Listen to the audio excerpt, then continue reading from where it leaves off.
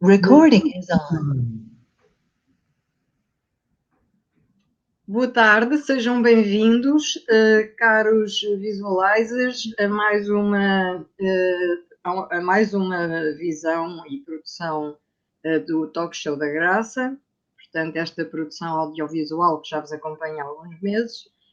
E temos na tarde de hoje, portanto, um convidado muito especial, que é o senhor Tenente-Coronel de Infantaria, João Paulo Silvestre Paulino, que é um exemplo de militar quando queremos citar as qualidades de um militar na sua vida, desde a instrução até às missões que lhe são cometidas.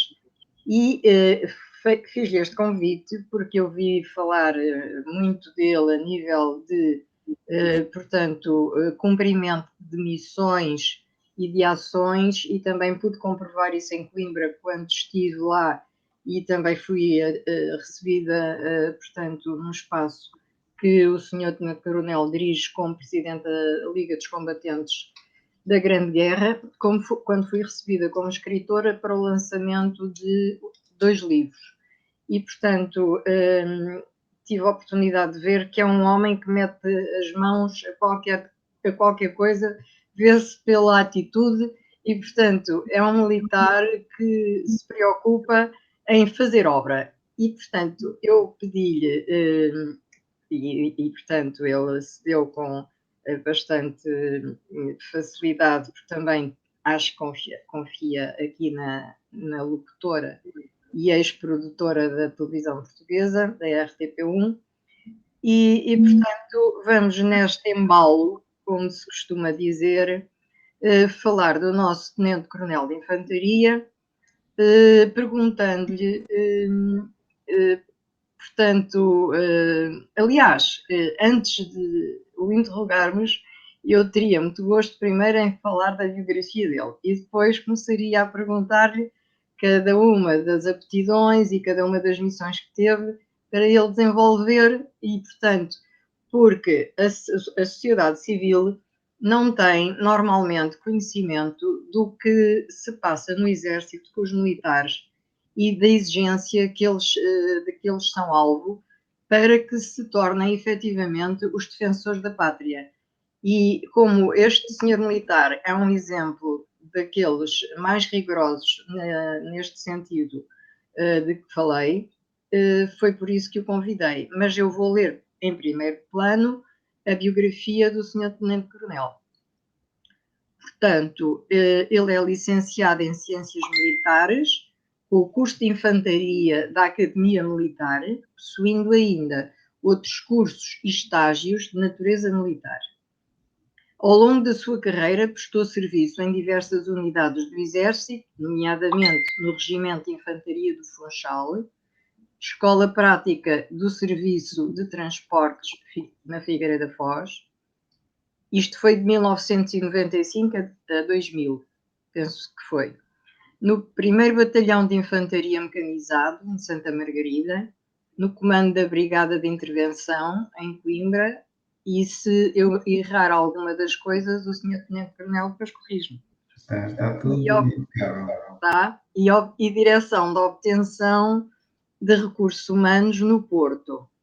Destacam-se as seguintes funções na sua vida profissional. Foi comandante da companhia no agrupamento SHO /BMI /SFOR 2, na Bósnia-Herzegovina, e foi chefe da repartição de recrutamento do Exército e comandante da unidade de apoio da Brigada de Intervenção.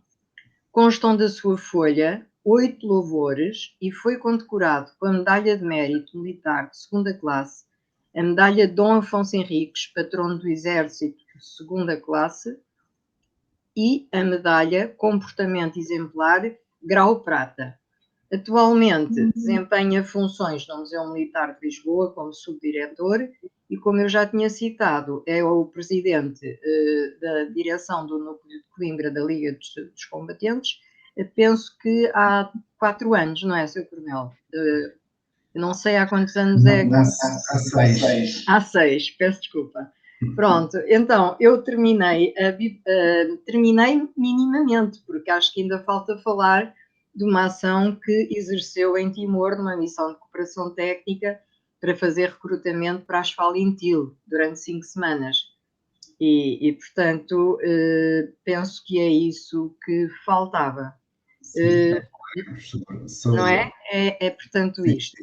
Portanto, iríamos começar com a primeira fase da sua carreira, depois da sua licenciatura, e portanto, eu sei que é muito sintético, mas se pudesse dicotomizar um pouquinho o que fez logo no início no Funchal, ali no regimento de infantaria, era interessante aqui para a nossa sociedade civil perceber a atitude do militar e o que fez e o que desenvolveu. Muito bem. Primeiro, uma boa tarde, doutora Graça, pelo convite, que me honra bastante. Eu é que agradeço. Já nos conhecemos desde dessa sua passagem por Coimbra e a apresentação de 2 dos seus livros fantásticos e muito diferentes, portanto, temáticas completamente diferenciadas. Gostaria também de agradecer a todos aqueles que nos estão a ouvir e espero contribuir de alguma forma para que as pessoas percebam o que é uma carreira militar. Elas são diferentes, não, têm sempre um fundo comum, mas acabam por ser muito diferentes umas das outras, mas pronto, eu vou contar a minha, que penso que é uma carreira normal, de um militar também normal, e é isso que eu vou tentar sintetizar. Mas com muita garra, sempre com muita garra e com vontade de construir. Claro que sim. Portanto, tudo começou com a minha ida para a Academia Militar. Foi uma situação não muito pensada, portanto, foi chegando ao 12º ano, aqueles concursos habituais, aquelas várias possibilidades que surgem, e a Academia foi uma delas. Portanto, eu entrei e consegui. Cumpriu todas as exigências, não é? Exatamente, portanto, consegui terminar 5 anos depois, como é normalmente a regra. E a minha primeira colocação ao fim desses 5 anos, em 92, portanto, foi no Regimento de Infantaria do Funchal. Portanto, eu peguei nas minhas malinhas e dirigi-me para a Madeira. Eu acho sempre muito engraçada aquela frase que dizem do cadete, que o cadete acorda todos os dias com vontade de novos desafios. E ainda foi com essa vontade, com certeza, Claro que sim, atravessou o oceano. Sim, foi o início de uma vida pessoal, familiar também, porque ela, no fundo, também se iniciou mais ou menos nesse período. E foi o início da minha carreira militar. Portanto, iniciei no Funchal, com aquelas funções de início de carreira de um oficial do quadro permanente, que é instrução. Portanto, as minhas primeiras funções, e foram todas no Funchal, foi sempre durante quase 3 anos, foi dar instrução àquilo que existia na altura, que era o serviço militar obrigatório. Portanto, dar aquela formação inicial, pronto, para que todos os militares tivessem um percurso militar ou, pronto, terem a noção do que é o serviço militar. Saber pegar numa arma, saber os deveres militares, saber... As qualidades de comando também são comando, saber uma série de regras que são exigidas nos militares, o cumprimento de horários, a postura, etc. Disciplina, não é? A disciplina, tudo aquilo que se possa imaginar. Civismo, patriotismo, por aí fora. Não é por acaso que muitas pessoas dizem que toda a gente deveria passar pela vida militar para normalizar procedimentos, digamos. Exato. Saber respeitar as pessoas, saber respeitar uma ordem, seja de um superior, seja de um camarada ou de um companheiro de quarto. Portanto, saber viver em comunidade, etc. Pronto, uma série de qualidades que eu penso que são boas e julgo que fazem falta à sociedade. Pois é, isso mesmo. Quer dizer, para além da disciplina, eu acho que ali a palavra tem um valor que não é só simbólico. A palavra Claro que é a palavra, não é? O exemplo, se calhar às vezes é mais importante até que a instrução, não é?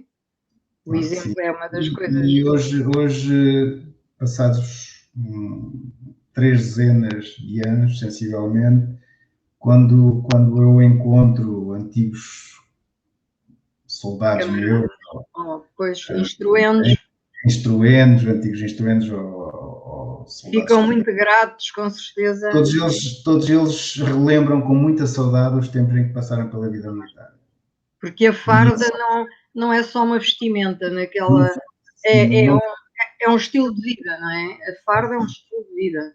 não, E depois, e dá ferramentas às pessoas que depois são importantes para o resto da vida.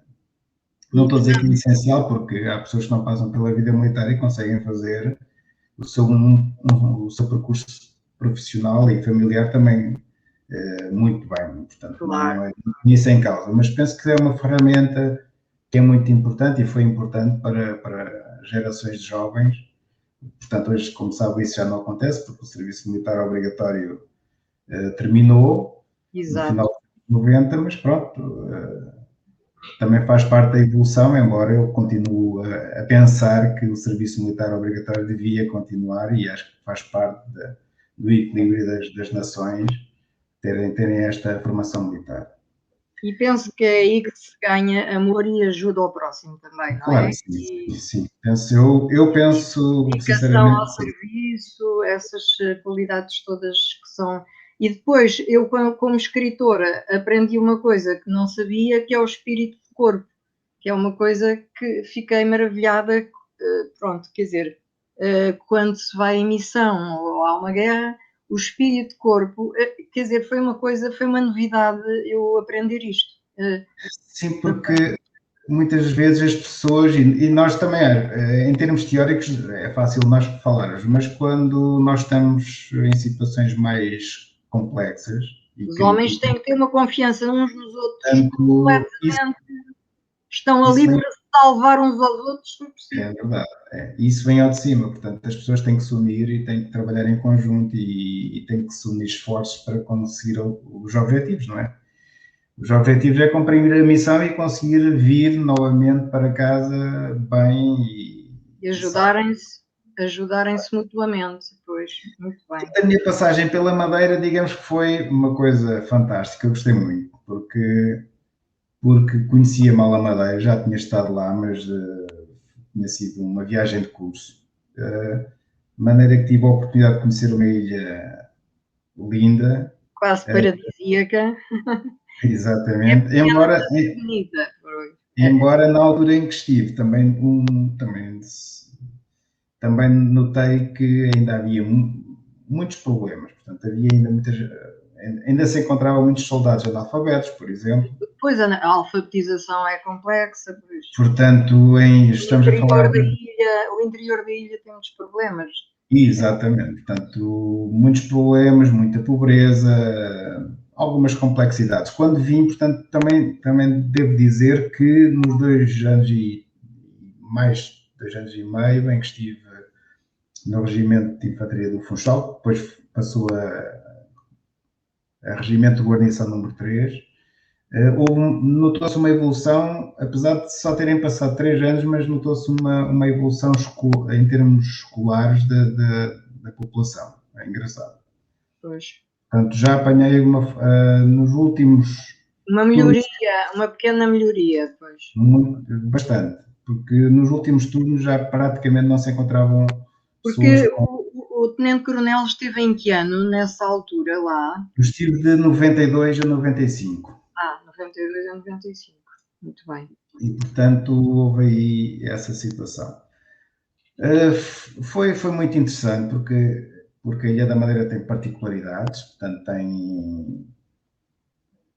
tem as particularidades de uma ilha, portanto, a insularidade reflete-se, e para nós que vamos do continente, isso nota-se, nós sentimos a necessidade, pelo menos eu senti, e penso que era transversal, a necessidade de vir de vez em quando ao continente. Exatamente, exatamente. Portanto, há essa necessidade que se sente ao fim de algum tempo, apesar da ilha ser fantástica.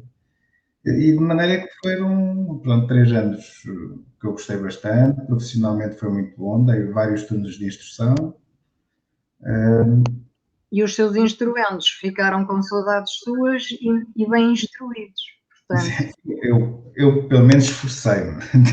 exatamente. Esforcei-me por dar a melhor instrução possível Pois, devem ter e ficado muito agradecidos e o exército foi também. interessante. Também é curioso que neste período houve a primeira incorporação de mulheres para o contingente de praças, na Ai, Madeira. que interessante. Portanto, entraram as primeiras mulheres, lembro-me que foram meia dúzia, não eram do meu pelotão, não era eu o instrutor, Era pouca gente ainda, pois. mas lembro das primeiras meninas na vida militar, não eram na vida militar porque havia muitas que já tinham Pois, isso, formação até, completa. isso é de caráter histórico, qualquer dia. Até vou pôr aqui. Claro que sim. Pois, Hoje já é normal, não é? Hoje é normal, claro, a mulher está integrada nas Forças Armadas, portanto, não. Mas na altura ainda havia aquela polémica da mulher entrar para as forças, embora já houvesse graduados que faziam formação aqui no continente. muito bem. E digamos que assim de relevante foi isto que se passou. Acabou o Funchal e o nosso tenente-coronel foi tomar posse, digamos que a seguir foi para a Figueira da Foz, não foi? Sim, vim para a Figueira da Foz, para a Escola Prática de Serviço de Transportes, que não era o meu serviço, porque eu sou da Arma de Infantaria. De qualquer das formas, como eu tinha a minha guarnição militar, digamos, era a Figueira da Foz, na altura a gestão pessoal entendeu que eu deveria vir para aqui. E então, nós, como é a norma, pegamos nas nossas malas e nas nossas bagagens e vamos para onde nos colocam. Mas aí, por exemplo, nos transportes, quando havia a Guerra do Ultramar, os transportes eram muito conhecidos e até havia uma secção central ali na Avenida de Berna, em Lisboa, não era? Era. E, portanto, havia aquela transmutação de viagens para, portanto, as ex-províncias ultramarinas e a vinda de militares de lá.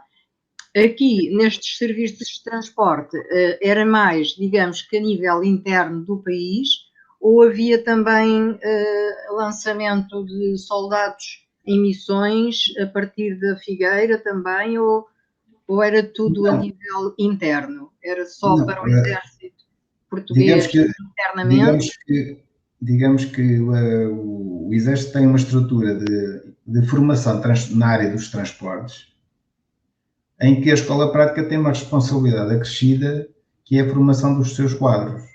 Exato. Portanto, a formação de praças, portanto, aquilo que nós designamos o condutor de viaturas ou ligeiras, ou pesadas, ou motociclos, ou articulados, por exemplo. Portanto, a maior parte dessas formações podiam ser dadas em vários locais no nosso país para a situação de praças. No caso dos graduados, praticamente todos tinham que passar na Figueira da Foz. Muito bem. Portanto, que era a escola de formação. Não havia ainda na altura um quadro de oficiais e sargentos, portanto, eles normalmente eram oriundos das armas e dos serviços, como eu fui para lá, e Era só formação, portanto, é isso que eu queria perceber. sim, era uma unidade só de formação. Ah, certo. É porque eu julguei que havia alguma movimentação a nível de transportarem tropas para aqui ou para ali, mas não, é Não. muito Essa bem. função não. A função de transporte não. Ali era mesmo só de formação. Portanto, uma Bem. escola de formação. Então, e depois em Santa Margarida, como é que foi com o batalhão? Santa Margarida, digamos que foi o meu pedido, portanto, eu senti a necessidade de voltar à minha arma. E num convite que apareceu nas ordens de serviço, que é um dos documentos que as unidades Possuem. emitem todos os dias, não é? Eu vi um convite para Santa Margarida e pensei que estaria na altura de eu sair da área dos transportes e regressar à minha arma, que é de infantaria. Portanto, Exatamente. eu na altura era capitão, um jovem capitão. E o mais fácil era aproveitar logo aquela oportunidade. Claro que sim, então aproveitei, foi uma forma de eu sair da escola, porque nós às vezes queríamos sair de determinado tipo de unidades e os nossos comandantes não nos deixavam sair. Claro. E uma vez que havia um convite normalmente facilitava essa alteração. Muito bem. Porque a minha guarnição, eu repito, porque a minha guarnição era a Figueira e normalmente tínhamos dificuldade às vezes de sair da nossa guarnição. Porquê? Porque em termos de custos financeiros era mais barato, entre aspas, para o Exército, não é? Então, essa situação que... Mas havia mais pessoal na Figueira ou menos pessoal? A nível, portanto, digamos, era sempre volátil a nível de funcionamento dos militares ou tinham um número fixo sempre que... Sim, normalmente aqueles militares que têm guarnição de uma determinada unidade, ou, no caso Figueira, Coimbra, Porto... Ficam pelo menos 2 anos ou mais? Exatamente, sim. Pelo menos ficarão 2 anos, portanto, mas normalmente ficam sempre mais. A guarnição, digamos que é um ponto de refúgio onde nós passamos em princípio, mais tempo do que fora. Muito bem. A probabilidade de ficar sempre mais do que 2 anos também existia, não é? Às vezes fica-se 3, 4 ou 5, ou às vezes só 2, não é? Depende também dos postos. Como se fosse uma comissão lá fora quando havia guerra, que também podiam apelar para ficar mais tempo. Era um pouco assim. Portanto, eu coloquei o meu requerimento para ir para Santa Margarida e fui parar à grande unidade de Santa Margarida, que era o BIMEC. E depois aí na sua infantaria, o que é que faziam? Eram os exercícios militares? Sim, esta digamos que era a unidade e continua a ser uma das unidades mais operacionais do Exército. Porquê? Porque está no local onde permite estar sempre em operações. Portanto, Santa Margarida é um espaço único, ou dos poucos que existem no Exército, em que nós saímos do quartel, mas estamos sempre numa área de exercício. Estamos sempre em operações. E portanto, que lhe agradava mesmo. Era isso que lhe agradava. Digamos que foi uma situação nova para mim, enquanto quadro permanente, mas que eu gostei bastante. Portanto, e penso que quase toda a gente que passa em Santa Margarida acaba por gostar, porque o ambiente de camaradagem é realmente muito bom. Porquê? Porque as pessoas vivem 24 horas no mesmo espaço. Tem que mesmo arranjar maneira de se, portanto, dar bem. Sim, é um Big Brother, mas dentro de uma unidade militar. Não se conhecendo. Então, depois a seguir, foi a... Santa Margarida, portanto, no período em que estive no BIMEC, portanto, tive a oportunidade de fazer uma missão no exterior com o agrupamento ECO. Agrupamento porque tinha uma unidade operacional de infantaria e uma de cavalaria, e por isso é que é agrupamento. Senão seria Batalhão de Infantaria Mecanizado, SFOR, ou BMI SFOR, mas neste caso era agrupamento porque tinha as duas componentes, cavalaria e infantaria. Mas depois, antes disso não falámos aqui da obtenção aqui no Porto dos recursos. Ainda não chegamos lá, ainda não cheguei lá. Então é depois. Então sou eu que tenho isto aqui em ordem, digamos que saltei, talvez. Peço desculpa. Aqui, portanto, nós iniciamos o nosso aprontamento. Nós normalmente fazemos um aprontamento de 6 meses, uma missão de 6 meses, mas tem um aprontamento de 6 meses. Nós inicialmente começamos o aprontamento para ir para o Teatro de Operações do Kosovo. Numa altura muito polémica, que foi a altura em que se falava do urânio empobrecido, que criava problemas de saúde, etc. Portanto, toda a imprensa andava em cima do aprontamento deste batalhão, deste agrupamento. Pois, porque vocês à partida iriam para lá, não é? Para o Kosovo, sim. Exato. Entretanto, apareceu a missão de Timor-Leste, ou a independência de Timor-Leste, e houve aqui uma alteração estratégica e Portugal deixou o Teatro de Operações do Kosovo e destacou esse pessoal, portanto, para Timor-Leste. E nessa altura, como nós estávamos preparados para ir para os Balcãs, saímos da nossa formatação de Kosovo e passamos a formatar para a Bósnia e Herzegovina. porque a nível de operações militares Eram mais similares, sim. eram similares, exato. E pronto, e eu em 2001, janeiro de 2001, avancei para o Teatro de Operações da Bósnia-Herzegovina, foi a minha primeira missão. Também era uma situação que eu ambicionava, porque nós iniciamos a nossa participação em missões depois da participação na Guerra do Ultramar, em 97. 96, 97. Certo. E, portanto, já tinha havido aqui algumas missões e eu também tinha a curiosidade, como qualquer militar do quadro permanente, a curiosidade de também fazer a minha missão. E tive esta oportunidade, que gostei também bastante. Foi uma aprendizagem diferente, muito diferente, com muitas complexidades. E a nível das populações, o que é que achou? A Bósnia, eu continuo, não sei como é que está agora, espero que esteja bem, mas continuo a achar que é o local ideal para colocar um barril pobre. Ou pronto, ele já está lá. Ele está lá sempre. Porquê? E as populações sofrem continuamente com toda aquela situação. Nós temos aqui 3 grandes etnias, portanto, temos uma etnia ortodoxa, ou se falarmos em religiões, temos a religião ortodoxa presente, temos a religião muçulmana e a católica.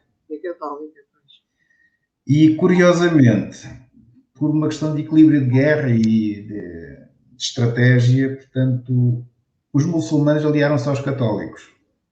E pois criaram... eu acho que os muçulmanos, a nível de religião, têm muito respeito pelos nossos valores, por Jesus Cristo e pela Virgem Maria.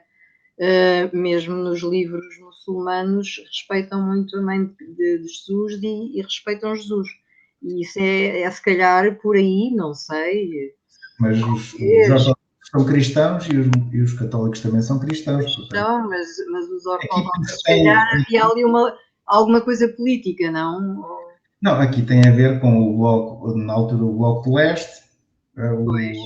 Exato. Os ortodoxos, a República, que depois, dentro da Bósnia, a Bósnia tinha dois governos diferenciados.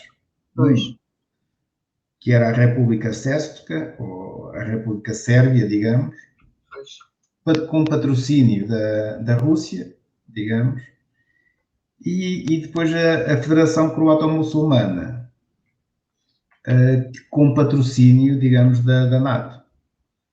Da NATO. Da NATO, certo. NATO. Portanto, havia estes blocos, porque normalmente estes blocos definem aqui algumas situações. E eu penso que esta união dos muçulmanos aos bósnios, ou os muçulmanos aos croatas, digamos... Portanto, era uma federação croata-muçulmana, exatamente. Não era? Sim, croata-muçulmana. Portanto, esses estavam virados para a NATO. E então, o outro governo era uma república... sérvios. Dos sérvios, pois. Portanto, a ortodoxa, a religião ortodoxa, servia... É porque há sérvios que são muçulmanos e sérvios que são católicos. Que é como aquela história da Grande Guerra, que foi um sérvio... Mas aqui digamos que houve uma separação os sérvios muçulmanos passaram para a área muçulmana. A doutora Ju que sabe, portanto, na guerra dos Balcãs, portanto, muitas das famílias que tinham essa união por família, que acabaram por separar exatamente porque, digamos, politicamente tinha que ser assim. E estou convencido que uma porcentagem muito elevada levou a que houvesse separações de famílias à conta da religião. Claro. Portanto, aqui a República dos Sérvios eram ligados, portanto, eram muçulmanos, não é? Não, os sérvios ortodoxos. Ortodoxos, peço desculpa. E, portanto, estavam ligados...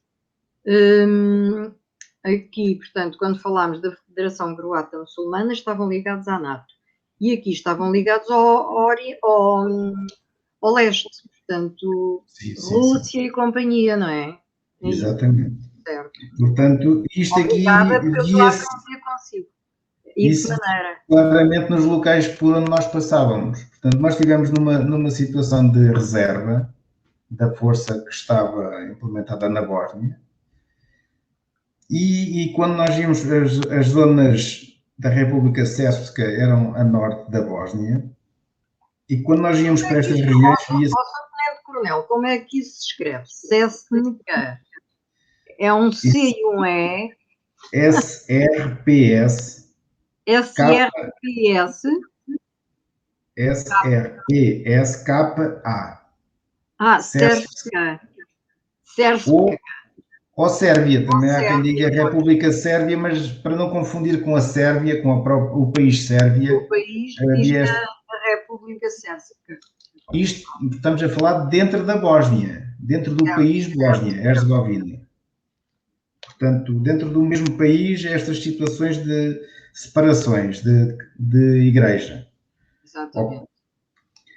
Portanto, notava-se quando nós íamos para regiões a norte que estavam mais ligadas à área dos sérvios, que havia diferenças em termos das pessoas. As pessoas são completamente diferentes por exemplo, dos muçulmanos, sim, não tem nada a ver. São muito mais orgulhosos. Nós, por exemplo, quando fazíamos patrulhamentos, notava-se que nós levávamos sempre coisas para dar às crianças, ou umas bolachas, ou uns sumos, ou Coca-Colas, ou pão, ou coisas do género. Eles chegavam nas áreas muçulmanas ou croatas, normalmente as crianças aceitavam com facilidade. Nas áreas sérvias, já normalmente não aceitavam. Portanto, havia uma restrição em relação ao estrangeiro. Sim, exatamente porque eles não foram apoiados pela NATO. Pois. E, portanto, eles faziam, digamos, davam o seu grito de revolta. Revanche. Pois, muito bem. Mas foi uma experiência interessante, não é? Sim, costumo ver, por exemplo, a destruição de Sarajevo e muitas outras cidades, aldeias, tudo completamente destruído. E depois, a nível de reconstrução, já seriam outras, digamos, outras patrulhas de outros países mesmo, sem ser Portugal, que foram ajudar. Sim, nós em 2000 já se, portanto, isto com relato de militares que tinham estado em missões anteriores, portanto, houve sempre um crescendo de evolução na área da reconstrução. Pois. Portanto, mas nós ainda apanhamos muito isso, mas não deixa de ser um país extremamente bonito e atraente. Portanto, a vossa missão foi mais, digamos que apoiar a nível sanitário e também no estilo, no alimentar, Não. E na defesa, não é? E também... Nós fazíamos isto, digamos para manter a paz. Portanto, era para evitar... Portanto, nós fazíamos... Exatamente, nós fazíamos os patrulhamentos, mostrávamos que estávamos presentes exatamente para eles não entrarem em conflito, para se sentirem seguros, para poderem fazer uma vida mais normalizada.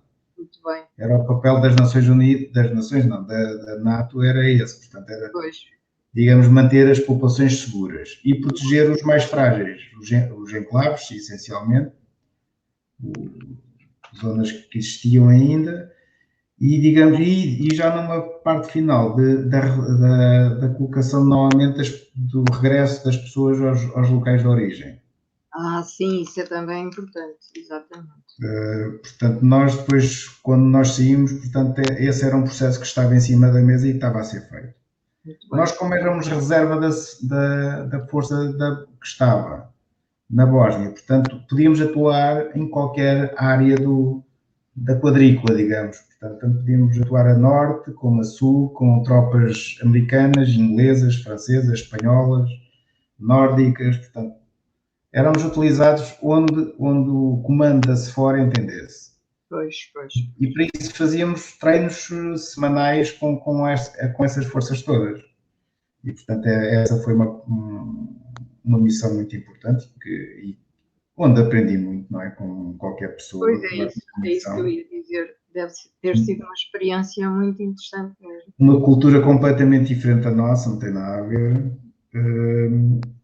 E claro que há coisas eu gostei e que me marcaram, por exemplo, uma simples que é curiosa, que é, por exemplo, os cemitérios. Enquanto nós aqui temos os nossos cemitérios murados, os cemitérios na Bósnia não têm muros nenhuns. Portanto, eles aparecem, nós olhamos para eles e até ficamos... Eu, pelo menos, perdi o medo de entrar num cemitério quando fui à Bósnia. É curioso. Porque eu tinha um certo receio, por exemplo, de entrar aqui nos nossos cemitérios, não sei se eram por serem morados, e lá comecei a ver que os cemitérios, afinal, podiam estar ao lado de uma estrada. Exatamente. E nós víamos o cemitério. Portanto, bem, e se calhar isso também é por causa da falta de recursos deles, não é? Não tinham outra hipótese. Não sei, acho que é cultural, porque mesmo os cemitérios mais antigos, um dos grandes cemitérios de Sarajevo, que era enormíssimo, pronto, de uma cidade grande, não é? Claro. Não tinha vedação nenhuma de origem. Pois isso é cultural, exato. Sim. E digamos que foi uma missão que correu muito bem, portanto tivemos os nossos problemas internos que são os habituais de uma missão, que é o trabalhar 24 horas, aí sim, 24 horas sobre 24 horas, em pressão contínua. É quase como carregar uma pá para fazer uma horta, não é? O dia todo. Mas pronto, correu tudo bem, conseguimos chegar a todos não tivemos baixas, tivemos essa enquanto lá estiveram, cumpriram a missão na íntegra. Isso é que foi cumprimos a missão e pronto, e foi uma experiência que fez agora, ou que está, portanto está no período em que fazemos 20 anos da nossa estadia na Bósnia-Herzegovina. Estão de parabéns, pronto. O meu agrupamento. Cumpriram tudo bem. E agora, depois dessa experiência? Dessa estadia. Portanto, ainda continuei no BIMEC, ainda depois da Bósnia, mantive-me no BIMEC mais algum tempo e depois regressei à minha guarnição, que já tinha mudado da Figueira para Coimbra. Portanto, vim para Coimbra. E então apresentei-me em Coimbra em 2004, no comando da Brigada, ou no quartel-general da Brigada, pronto, digamos assim, onde exerci, digamos, podemos dizer, onde eu fiz o resto da minha carreira. Neste período de 2004 até ao final de 2013, que foi a minha passagem à situação de reserva, digamos que tive aqui uma saída para o Porto, onde estive então na repartição de recrutamento, ou na direção da obtenção de recursos humanos e depois como chefe da repartição de recrutamento. Aqui em Coimbra, portanto, praticamente passei nas funções quase todas dentro dos meus postos, não é? Desempenhei praticamente as funções todas que se podem desempenhar. Portanto, comecei a comandar uma companhia, depois estive como chefe de algumas secções. Mas aqui a brigada de intervenção, como é que surge? Porque, digamos que era a minha guarnição militar e normalmente, como falei há pouco, a nossa tendência é regressarmos às guarnições por questões de custo, por questões de gestão pessoal. Portanto, eu quando mudei a minha guarnição da Figueira para Coimbra, porquê? Porque, entretanto, coloquei a minha família, digamos, em Coimbra e, portanto, a partir desse momento, digamos que o meu espaço... Pois é, isso que a sociedade civil também não vê, que o militar também carrega uma família. Claro. Umas vezes tem que estar com ela, outras vezes tem que separar dela. E houve aqui uma decisão, digamos, conjunta de nos fixarmos em Coimbra, em determinada altura da nossa vida. E a partir daí fui eu que circulei e regressava de vez em quando a Coimbra. Portanto, estive em Santa Margarida, portanto, já vivi em Coimbra, portanto, e aí vinha aos fins de semana, como é norma. Mas vim para Coimbra, digamos que fiquei perto do meu espaço, porque era uma intenção minha, era uma forma de estarmos mais próximos dos filhos, e as escolas, o problema escolar também é sempre vital, não é? Apoio, não é? Normalmente as esposas dos militares é que fazem essa tarefa, digamos. Normalmente estão mais sozinhas, mas pronto, houve essa opção e, portanto, eu assim senti-me melhor podendo acompanhar também o crescimento deles e de lhes dar o apoio que E Eu depois acho disso, não falou, mas ainda não nos falou de Dili, nem da Fretilin, nem da Valentim. sim, sim. Depois, portanto, passei por Coimbra, não é? Depois, entretanto, fui colocado no Porto, onde fui parar à área do recrutamento militar e surgiu uma possibilidade de ir fazer recrutamento para as Falintil, para as Forças de Defesa de Timor-Leste. E eu, como já tinha tido uma possibilidade de ter ido, ainda pelo BIMEC, para Timor e acabei por não ir, por questões pessoais, fiquei com, Aproveitou dessa vez. fiquei com uma vontade imensa de ir a Dili ou de ir a Timor. E quando surgiu esta hipótese, eu coloquei-me logo em bicos de pés, digamos, para poder fazer esta missão ou esta cooperação. E pronto, e de um dia para o outro, foi mesmo o termo. De um dia para o outro, Estava em estava Dili. Com o braço armado da Fretilin. só que Dili, o meu chefe ali no recrutamento disse-me assim, atenção que Timor é mesmo muito longe, porque ele já lá tinha estado numa missão. Pois é, a Ilha do Sol Nascente. Eu ontem, por curiosidade, estive a ver quantos quilómetros é que são. E dá a módica quantia de 20 mil. Loucura. 20 mil quilómetros. É uma coisa. Portanto, fica do outro lado do mundo. Os indonésios aproveitaram-se bem e nós nunca mais lá chegávamos. Mas pronto. A União Estrangeira Internacional também ajudou, mas pronto, Sim, mas a nível diplomático fizemos o meu sentimento é que os timorenses gostam muito dos portugueses. Claro. Gostam muito dos portugueses, curiosamente. Da língua portuguesa, não é? A língua não tenho bem a certeza, porque a maior parte dos jovens, não sei se propositado, se foi a Indonésia que impôs essa situação, a maior parte dos jovens não falava português. Portanto, a velha guarda, digamos assim, sim, falavam português. Sim, pois, a velha guarda é que falaria muito. Agora a nova geração, sim, está a ser obrigada a estudar o português, até porque foi uma das condições para...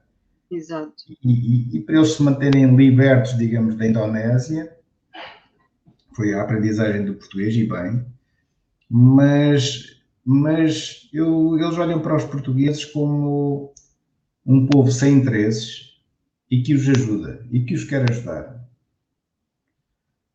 E eu recordo, por exemplo, uma situação que aconteceu, portanto, na altura em que estive, portanto, em 2011, em fevereiro de 2011, quando eu estive em Dili, havia dois países que estavam em força a reconstruir o país. Um era a China e o outro a Austrália, em várias áreas. A Austrália está ali também. Sim, sim. Portanto, é um país próximo e que tem interesses. Também gosta de petróleo. Essencialmente. E, portanto, o português, mas curiosamente, a área das comunicações, em que a Austrália quis fazer a sua intervenção, não é? Queria colocar as suas comunicações, e eles, foi das poucas áreas em que eles, pelo menos daquilo que eu ouvi falar, foi das poucas áreas em que disseram assim, não, a gente só acredita nos portugueses. Porque eles tinham medo que os australianos criassem assim, dificuldades e a sua inteligência na área das comunicações. Portanto, e sabiam que os portugueses, e é a Portugal Telecom que estava a fazer esse trabalho, provavelmente já o terminou, mas digamos que foi uma área que nota como eles olham para os portugueses. Portanto, eles olham para os portugueses como pessoas amigas que querem ver o bem de Timor e com poucos interesses políticos, digamos. Pois. Já é uma coisa a nosso favor, pronto. Claro que sim. E estamos bem.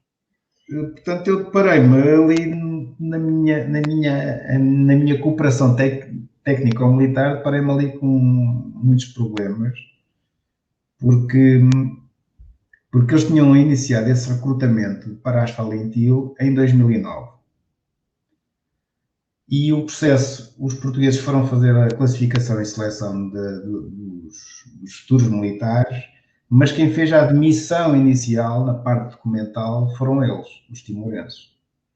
E aquilo correu muito mal, porquê? Porque as cunhas imperaram e o que aconteceu é que entrou muita gente sem capacidades para desempenhar determinado tipo de Funções. postos, nomeadamente ao nível dos oficiais, da categoria de oficiais. E tinha que ser feita uma varridela ali. Exatamente. E, portanto, o que é que eles fizeram? Pediram aos portugueses para fazerem também essa área documental, portanto, para fazerem a fiscalização, entre aspas, dessa área. E isso aí foi feito por mim. Portanto, eu fui isoladamente só para fazer isso. Mas foi engraçado, porque eu Gerir ali aquele recrutamento aquilo foi muito engraçado. com ordem e civismo. E não deve ter sido nada fácil. Deve ter havido ali muita gente a chamar-lhe ao ouvido e a dizer que não. Não, por acaso foi engraçado, porque eu saí de Portugal, eu como estava a gerir o recrutamento em Portugal, mas também queria ir para Dili, portanto eu fui para Dili, mas continuei com uma ligação muito próxima a Portugal, porque eu estava a dirigir o meu serviço. Uhum. Portanto, tive que me manter aqui numa ligação. E é curioso. E fui de um dia para o outro. Portanto, telefonaram-me numa quarta-feira a dizer que eu ia na outra quinta. Ou seja, ainda tinha vacinação para levar, ainda tinha uma série de problemas administrativos, porque pronto, tem que ser regulados, mesmo a própria viagem de avião, etc.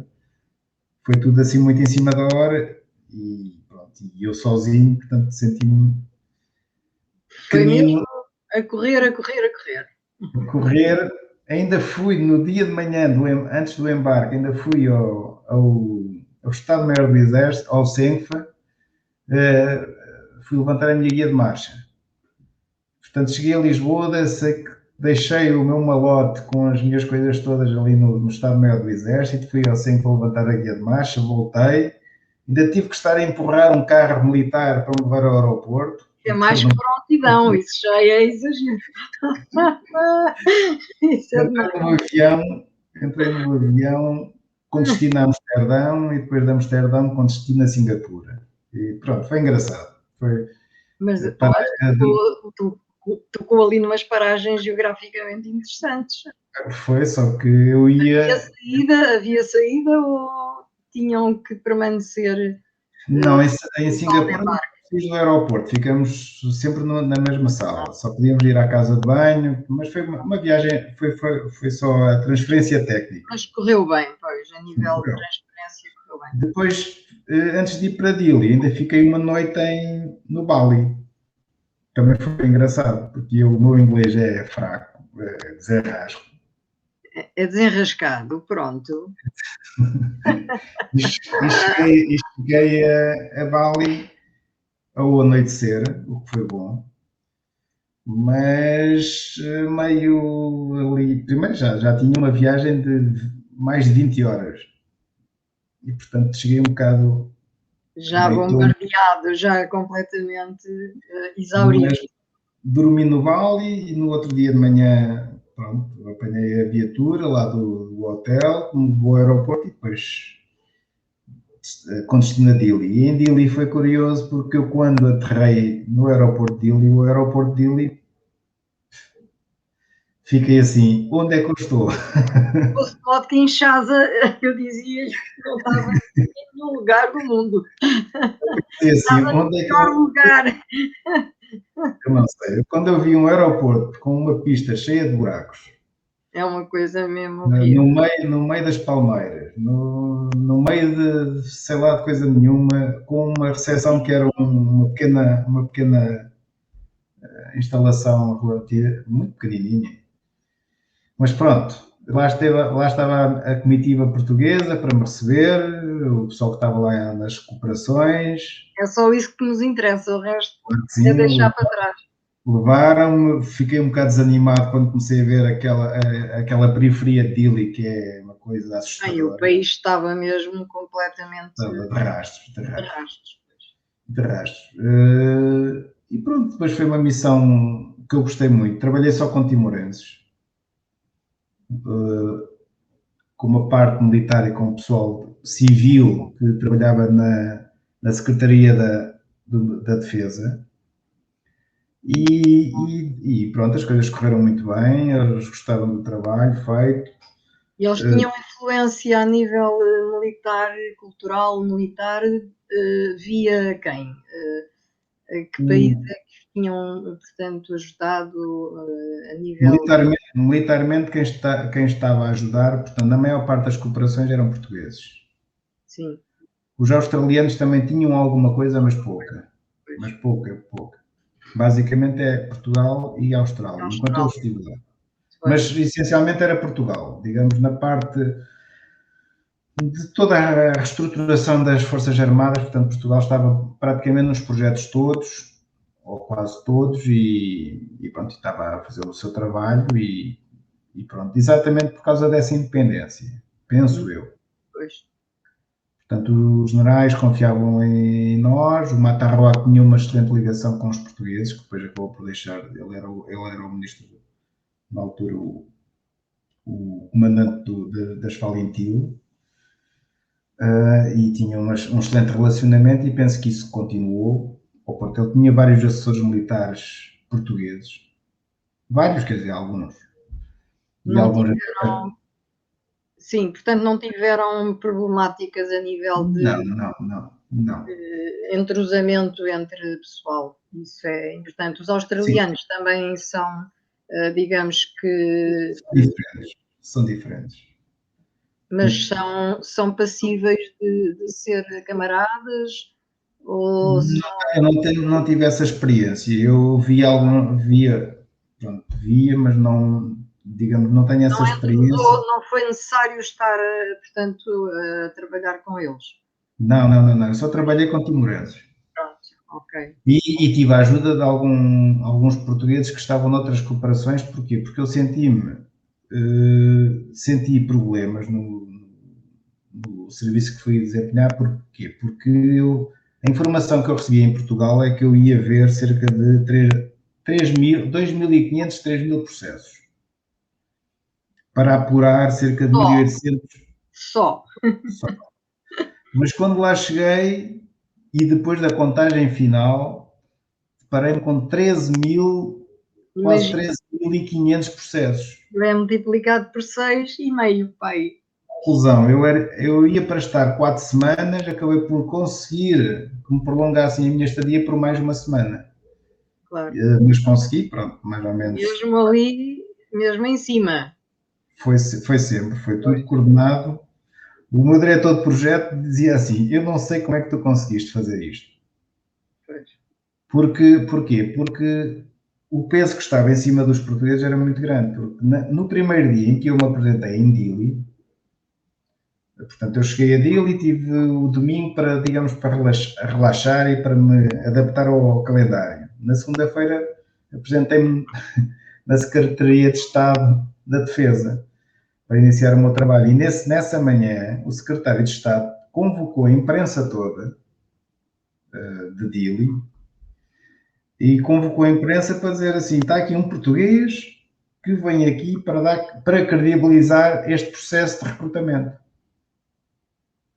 E eu olhei para o Coronel Sampaio Silva, que era o meu diretor de projeto, e vou assim, bem, estou entalado. A partir dali era o xerife daquela gente toda, já viu? De maneira que foi engraçado, mas conseguiu-se. Houve muitos reajustamentos de serviço que eu tive que implementar. E correu tudo bem. Penso que correu bem e depois da informação que eu tive posteriormente, as coisas acabaram por funcionar bem. De maneira que foi uma experiência, claro que houve muitas peripécias aqui pelo meio. Tudo no sítio. Foi colocar tudo no sítio. Sim, foi. No fundo foi a reorganização de serviço, foi ter que colocar as coisas mais funcionais. Exato. E a partir do momento em que se colocou a máquina mais funcional, digamos que ela começou a produzir resultados e as coisas correram bem. Tive ainda um percalço no final dos oficiais, porque era o processo que era mais crítico, digamos, e aquilo que me obrigou a ter mais cuidado, que foi um pai de um candidato que foi lá reclamar que devia pertencer a alguma família importante, e foi logo que aquilo saiu no edital, os oficiais que estavam aprovados para a próxima fase, que era de classificação e seleção, e o nome do filho não constava, portanto ele foi logo lá reclamar, pediu para falar com o secretário de Estado, falou com o secretário de Estado, depois falou com o diretor-geral, e o diretor-geral veio falar comigo em pânico. Que era a última instância. Se eu podia receber a pessoa e justificar porque é que o filho tinha sido eliminado.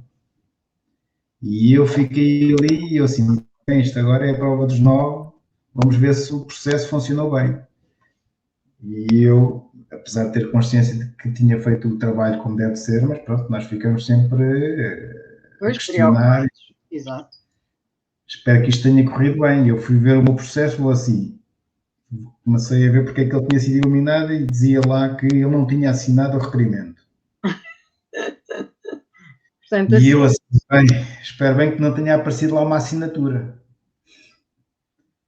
Mandei lá um sargento ir buscar o processo, ele trouxe-me o processo, o senhor já estava a pé de mim, eu abro o processo, vou ao requerimento logo, porque era aquilo que eu tinha escrito nos meus apontos. O motivo foi logo... E eu, quando saco o requerimento, ele não estava assinado, e eu assim, olha, o seu filho não assinou o requerimento, como tal não tem validade. E ele olha para mim, e a sacana, chamou logo um nome. E depois, quando eu chegar a casa, o gajo vai levar tantas. E depois esse conseguiu entrar? Depois de assinar? Não entrou já não foi a tempo. E houve outra manobra que foi feita logo nesse próprio dia, que foi o secretário de Estado voltou a convocar a imprensa, a dizer que tinha havido reclamações e que o processo estava a correr como deve ser e as reclamações não tinham fundamento. E fez logo isso. Não eram fundamentadas, exato. Eu, a partir desse momento, comecei a ser tratado de uma forma completamente diferente. Pois, era a autoridade naquele aspecto, naquele sistema, a autoridade máxima. Foi muito interessante e foi importante e foi uma experiência espetacular, que eu gostei muito. Foi das melhores experiências que eu tive em termos militares, aquela onde eu me senti... Estava à vontade porque sabia que podia trabalhar como devia ser, não é? Sim, e fui sozinho, enquanto noutras missões e noutros exercícios, portanto fui em grupo, não é? Fui com um conjunto de outros militares, ali não, eu fui isoladamente. O resto da equipa apareceu na altura em que eu me vim embora. Podia ter corrido mal, mas correu bem, portanto. Sim, correu bem. Sim. Foi uma experiência boa. E digamos que depois disso voltei a congratular-se com isso e voltou depois a Coimbra. E depois de Coimbra não parou, como é hábito, não é? Sim, vim comandar a unidade de apoio, portanto foi, digamos, a minha última função como militar do quadro permanente no ativo.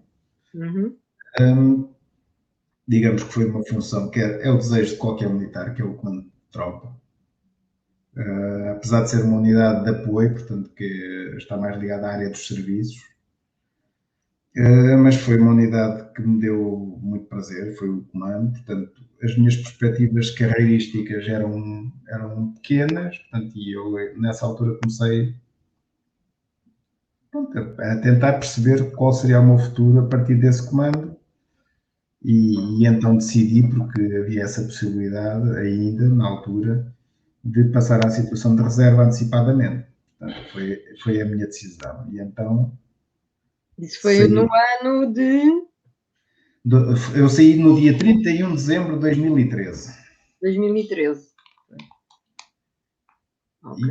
Foi, digamos, terminei a minha carreira militar nesse período. Portanto, saí antecipadamente, antes do tempo, com as penalizações inerentes. Não é? Às vezes as pessoas pensam que nós saímos e que... É tão fácil como isso, mas não é. Sim, mas depois temos as nossas penalizações, pronto, mas isso foi uma opção minha e eu soube viver com isso porque foi uma decisão minha e foi bem ponderada e penso que decidi em consciência, digamos. Muito bem. E Então, depois disso, apareceu-me o desafio da Liga dos Combatentes. E foi-lhe proposto pelo presidente aqui em Lisboa, ou ele foi lá a Coimbra? Foi em Coimbra. Em Coimbra, o presidente de então, o Coronel Teixeira, já me tinha feito uma abordagem enquanto eu ainda estava no ativo. Já me tinha perguntado se eu gostava de ir para a Liga dos Combatentes. Eu, na altura, fui até evasivo, Ainda não tinha decidido nem pensado sobre o assunto. Muito nisso. Não tinha muito pensado nisso. Mas pronto, depois surge, como já estava, comecei-me a fartar de estar em casa e pensei que poderia desenvolver algum trabalho na Liga dos Combatentes, e então fui falar com o Coronel na altura e perguntei-lhe se ele ainda estava interessado nos empréstimos. Pois. Ele disse que sim, então fui trabalhar com ele. Ali no edifício da Rua da Sofia, não é? No Colégio da Graça. O Colégio da Graça. Não sou eu. E estive com ele um bocadinho mais de meio ano, como vice-presidente. Fui aprendendo, portanto, fui tentando perceber qual era a dinâmica da Liga dos Combatentes, comecei a identificar... fazer para melhorar... Comecei a identificar os problemas, comecei a tentar perceber o que é que podia ser feito, o que é que não podia ser feito, e então falei na altura com o Sr. Coronel, aproveitei uma altura em que ele disse que já começava a estar cansado na Liga, e então na altura surgiu a hipótese de eu de me candidatar com uma lista à presidência, e foi isso que aconteceu. E do que eu sei, começou logo, para além de recuperar o edifício, alguma coisa que pôde, dinamizar os espaços do dito cujo edifício. Sim, foi portanto, nós criamos alguns vetores digamos, prioritários, que no fundo são os que a Liga dos Combatentes introduz, que é a área da saúde, a área da cultura e conservação de memórias. Digamos que são aqui alguns grandes objetivos que a Liga tem para cumprir. E foram mais ou menos esses, basicamente, entre outros, mas estes talvez os principais, daqueles onde nós canalizamos o nosso esforço. Claro que inicialmente foi necessário fazer algum equilíbrio financeiro que não existia, foi preciso arrumar a casa, foi preciso fazer uma grande arrumação de casa e cortar uma série de coisas que não funcionavam, portanto foi preciso introduzir uma dinâmica diferente, digamos. Exato. Portanto, havia coisas que eram perfeitamente passíveis de desaparecerem. Sim. Mais de metade do edifício estava basicamente fechado. E foi preciso criar aqui dinâmicas. Uma das dinâmicas, que a doutora muito bem conhece, foi essa de ativar uma sala que estava fechada, só servia para uma Assembleia Geral uma vez por ano. Uma vez por ano, pois. Que é uma sala que nós depois atribuímos o nome de Lopes de Melo, que foi o nosso primeiro presidente. Foi padre em Coimbra, foi capelão militar na Primeira Grande Guerra e foi um grande militar, e foi também um grande padre em Coimbra. Dizem os relatos que foi o padre que teve o funeral com mais gente desde sempre, em Coimbra. Não sei se isso é verdade, mas é o que dizem os relatos jornalísticos da época. E nessa sala é onde há reuniões. É onde nós fazemos, e digamos, apresentações culturais, não é? Sim, tudo. Apresentação de livros, concertos, colóquios, palestras, dinamização. Criamos com algumas estruturas, como a DECO, como a PSP, que nos apoiaram nessa divulgação de algumas temáticas que são importantes para o nosso público, que é pessoal mais idoso e que precisa de aprender a lidar com algumas situações que surgem na sociedade. E digamos que foi uma forma de ativar uma sala que estava fechada com esta área cultural e obviamente com isso fazer a divulgação desses eventos. E dinamizar isto tudo. Exatamente. Portanto, isto vem-nos trazer o quê? As pessoas começaram a acreditar que havia muita coisa que se podia fazer em Coimbra. Começamos a trazer sócios que estavam adormecidos. Criamos ligações com uma série de instituições da cidade que não nos conheciam, ou que já tinham ouvido falar de nós, mas pronto, que não. Mas a Câmara também começou a olhar mais para a Liga, não é? Sim, claro que sim. As instituições, de uma forma geral, hoje em dia, 6 anos envolvidos, olham para a Liga dos Combatentes como uma instituição com bastante credibilidade, Pois. que nos pedem ajuda, muitas delas, às vezes para fazer eventos no nosso espaço, nos pedem ajuda em termos de parceria para estarmos com eles em alguns desafios. E isso para nós, eu penso que tem sido muito importante e tem-nos dado um bocadinho de ânimo para continuarmos esta luta diária. E depois também na área da saúde tem, portanto, reavivado todas as áreas que estavam paradas, não é? A saúde foi, pronto, um dos grandes desafios. Porquê? Porque nós entendemos que é talvez a área mais importante. Para a terceira idade, especialmente, muitos não têm possibilidade de. E os combatentes, em particular os combatentes, que muitas das vezes sofrem das caras e. Sim. Não, a maior parte, não digo, mas uma boa parte dos combatentes da guerra do ultramar tem problemas que são traumatizados, não é? Portanto, tem stress pós-traumático ou doenças paralelas ou associadas a esta situação. Portanto, foi criado o gabinete de psicologia para além do médico, não é? Nós temos uma área especializada para isso, em que temos um psiquiatra, temos uma psicóloga e uma assistente social. Digamos que este trio trabalha em conjunto. E a conclusão que nós chegamos é que existem muitas pessoas que têm este tipo de problemática e que estão escondidos em casa. Exato. Até mesmo a nível de clínica geral não tinham apoios. Também tinham poucos. E então estavam escondidos em casa porque tinham vergonha de dizer o que é que tinham. Mas também na área da oftalmologia e da audiologia tem feito parcerias com algumas... Sim, fizemos.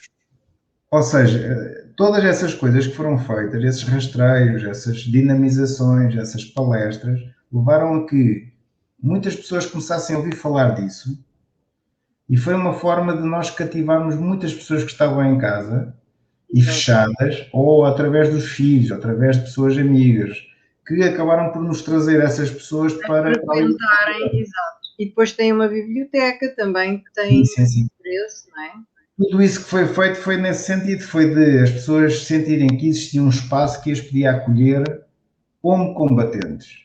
Porque normalmente as pessoas só iam lá às vezes ao fim de semana porque é um restaurante que é dinamizado não sei por quem, quer dizer, umas vezes é por uma empresa, depois é por outra, e as pessoas só iam à Liga aos domingos almoçar, não era? Antes era assim.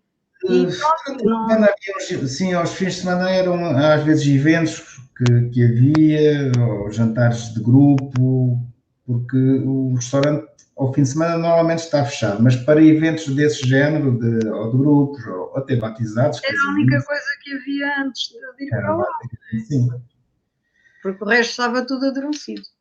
Sim. Mas também conseguiu, no espaço conventual interno, que tem um jardim muito grande, de vez em quando, portanto, fazer alguns concertos musicais para os jovens e a que assistem as pessoas de idade e familiares, e ainda criou um bar, não foi? Um espaço para lanchar.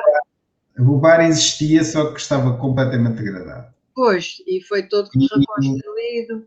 e nós fizemos ali uma limpeza, porque pronto, ele estava degradante, era, em termos sanitários, era uma coisa vergonhosa, e nós tínhamos que fazer alguma coisa e então foi uma limpeza geral do bar, E as portanto, remodelamos. pessoas podem tomar café cá fora, ao pé do jardim, porque Sim, colocaram mesas e podem estar ali calmamente.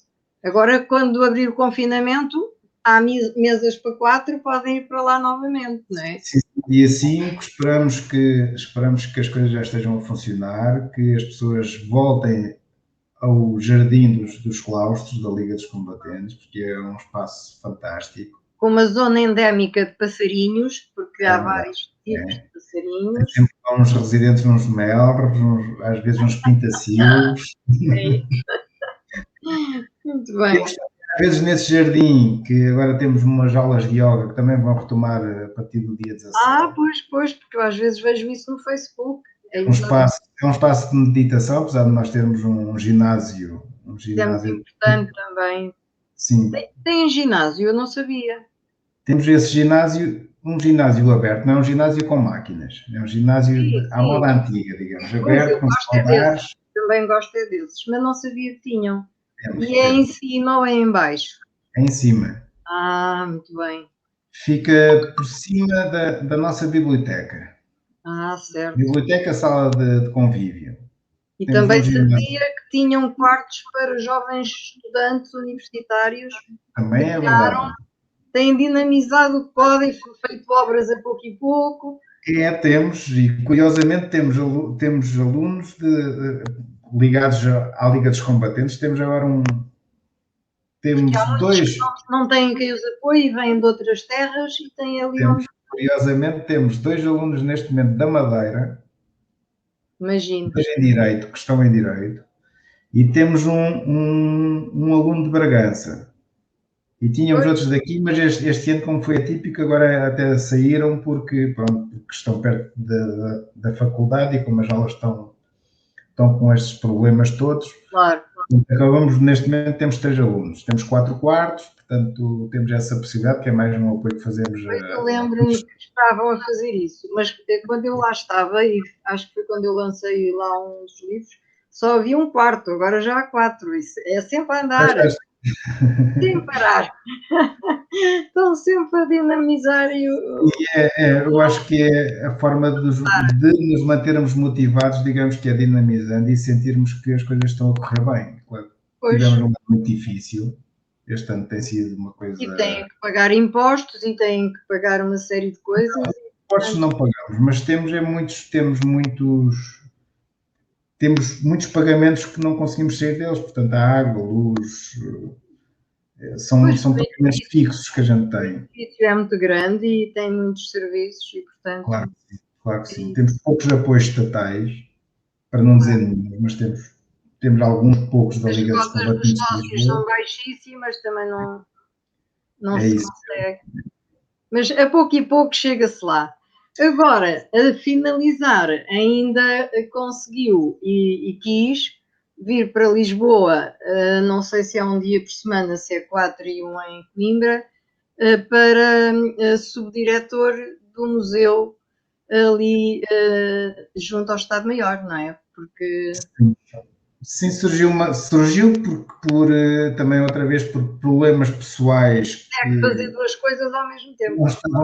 Que não estavam bem esclarecidas, digamos, obrigou-me em parte a voltar à efetividade de serviço. E portanto eu tentei voltar, mas também queria tentar ir para uma área que me dissesse alguma coisa, portanto. E como na Liga dos Combatentes também temos esta área ligada à cultura, eu achei que os museus podiam ser um bom local para eu fazer também alguma aprendizagem e também dar o meu contributo possível. Está perto de todas as áreas ali, portanto, ligadas à cultura. Tenho aprendido muito, devo dizer, que estou há meio ano no Museu Militar de Lisboa. Os colaboradores também penso que serão bons, não é? Ali os colaboradores são bons. E, portanto, nós temos uma histórico é que é pena ter mudado, que não está tão perto dele. tem que se deslocar para mais longe, mas tem depois a Biblioteca do Exército mais acima. Sim, mas está tudo perto. Está É tudo tudo perto. perto, pois, exatamente. O sítio é um sítio que eu gosto Penso que foi uma boa opção.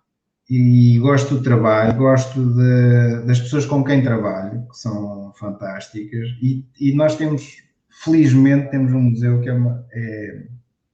o museu é fantástico, é lindíssimo. que as pessoas não sabem que têm, porque Eu vou-lhe pedir para repetir porque o som, houve qualquer coisa com o som. É um museu em que...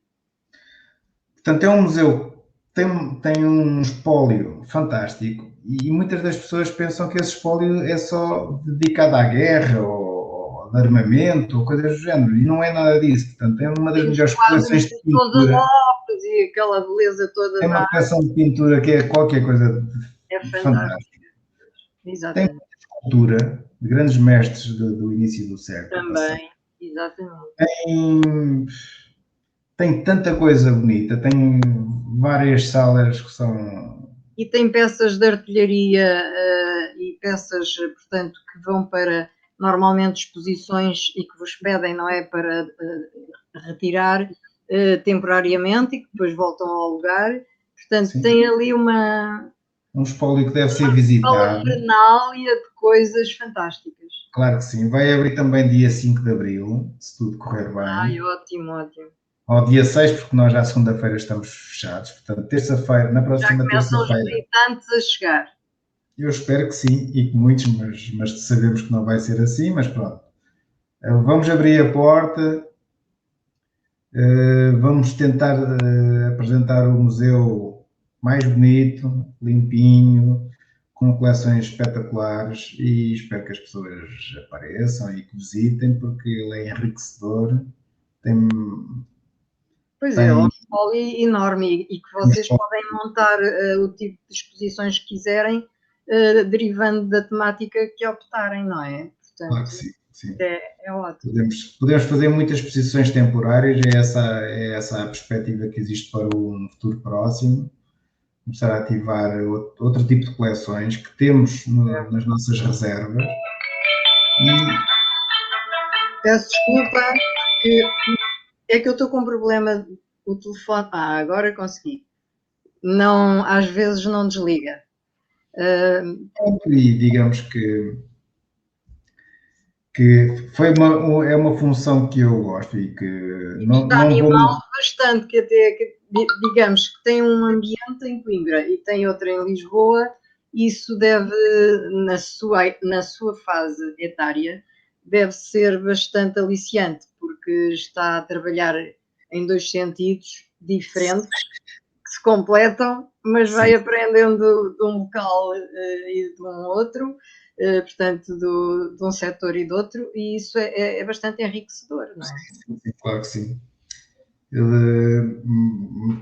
E é uma área que eu não tinha bem a noção, portanto, e que para mim vai-me servir em termos de Liga dos Combatentes para poder ajudar-me ali a criar também um núcleo museológico. Pronto, só faltava mais esse setor, pronto. É um setor que ele existe, mas ainda está muito amador, está muito pequenino. Sim, tem poucas estátuas e portanto não... Com as aprendizagens que tenho feito em Lisboa, penso que pode ser mais uma ferramenta que também vai ser importante. Não para, é o que eu digo, não para, está sempre em crescendo e está sempre a pensar fazer novas coisas. Mas toda a graça é o bom exemplo que as pessoas não devem parar. Exatamente. E eu também faço o que posso. Faz muito mais do que aquilo que se calhar podia, mas pronto, eu sei que não consegue estar parado um segundo. Faço o que posso. E eu admiro-a muito por isso, porque é uma pessoa que não consegue parar. Não vamos trocar galhardetes agora. Eu agradeço também as palavras, mas, portanto, quem está aqui para ser louvado é o nosso tenente-coronel. E penso que então encerramos por hoje, porque já foi tudo o principal. E numa outra live falaremos de outro assunto que interessa. Olha, quem sabe uma nova exposição do museu ou qualquer tema que lhe seja gratificante. E Claro. então, desejo-lhe maiores felicidades, uma boa Páscoa para si e para a família e que tudo corra o melhor possível em ambas os setores em que está a trabalhar, em ambas as instituições, e até um próximo encontro. Doutora Graça, muito obrigado. Desejo também a si e a todos aqueles que nos estão a ouvir uma boa Páscoa e espero que esta pandemia se retire rapidamente do cenário Que as vacinas cheguem. para que nós possamos voltar à nossa liberdade que às vezes desvalorizamos e que devemos valorizar. Exatamente, é isso. Então, Muito até um obrigado, próximo muito encontro. obrigado. Muito obrigada eu.